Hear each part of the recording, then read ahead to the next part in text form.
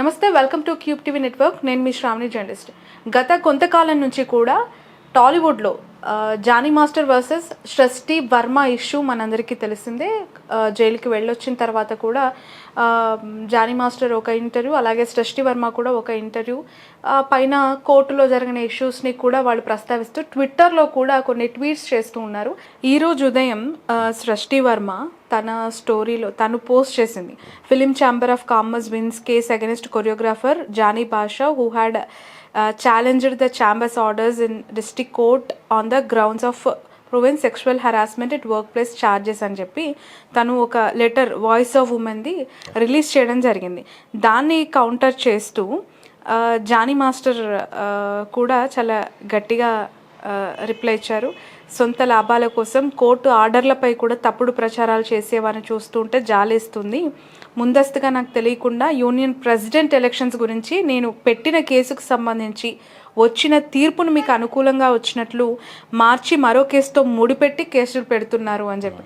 అసలు ఈ కాన్ఫ్లిక్ట్ ఏంటి? ఆమె పెట్టిన పోస్టుకు ఈయన ఇచ్చిన రిప్లైకి ఏమైనా సంబంధం ఉందా? ఆయన తొలగించబడిన దానికి ఈ ఆర్డర్స్కి ఏమైనా లింక్ ఉందా?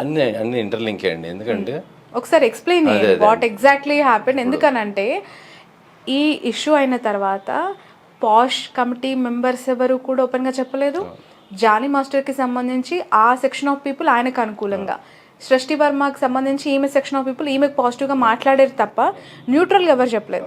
So this interview regarding the neutral audience, అస్సలు వాట్ ఎగ్జాక్ట్లీ హ్యాపెన్స్ అనేది జోసెఫ్ గారు మీ మాటల్లో ఎక్స్ప్లెయిన్ చేయండి. ఆ ఇష్యూ తర్వాత అసలు మీరేం చేశారు, కోర్ట్ ఏం చెప్పింది, ఈ డెవలప్మెంట్స్ ఏంటి? అదేండి, ఇప్పుడు పాష్ కమిటీ రికమెండేషన్ మీదనే మేము జనరల్ బాడీ కండక్ట్ చేసాము. జానీకి కూడా అందులో ఇన్విటేషన్ ఉంది, జానీ రాలేదు. జానీకి ఒక మంచి ఒక ప్లాట్ఫామ్ అని చెప్పొచ్చు, వచ్చి ఎక్స్ప్లెయిన్ చేయాల్సింది అని రాలేదు. సో జనరల్ బాడీ ఆధ్వర్యంలో, జనరల్ బాడీ ఇది సుప్రీం అండి ఏ అసోసియేషన్కైనా సార్.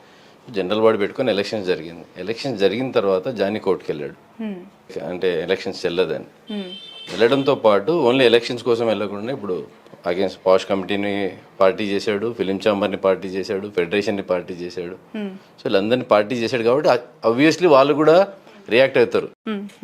సో వాళ్ళ తరఫు నుండి కూడా అది నిన్న కేసు డిస్మిస్ చేశారు, అది అతను వేసిన పిటిషన్ని. సో ఎగ్జాక్ట్లీ అది దానికి సంబంధించింది శశిని పెట్టింది అనుకుంటున్నాను నేను. యాంకర్ ఝాన్సీ, లక్ష్మీ మంచు, సృష్టి వర్మకు పాజిటివ్గా రియాక్ట్ అవుతూ ఉంటే జానీ మాస్టర్ వాళ్ళపైన కూడా కౌంటర్ అటాక్ చేశారు. సో దీన్ని ఎలా చూడాలంటారు?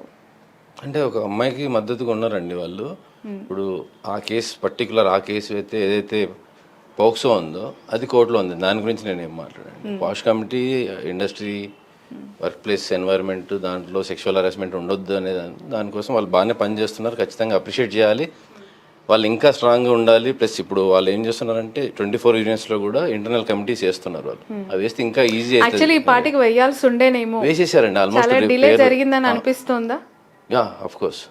అంటే ఇప్పుడు మీకు ఎట్లా చెప్పాలండి, అంటే డిలే జరిగిందంటే మీరు పాజిటివ్ కూడా చెప్పు. ఇప్పటివరకు ప్రాబ్లమ్స్ అలాంటివి జరగలేదు కూడా అనుకోవచ్చు మీరు. ఇప్పుడు ఇంకో రకంగా కూడా అడగొచ్చు జోసెఫ్ గారు, జరిగినవన్నీ తెర మీదకి రాలేదని అనుకోవచ్చేమో.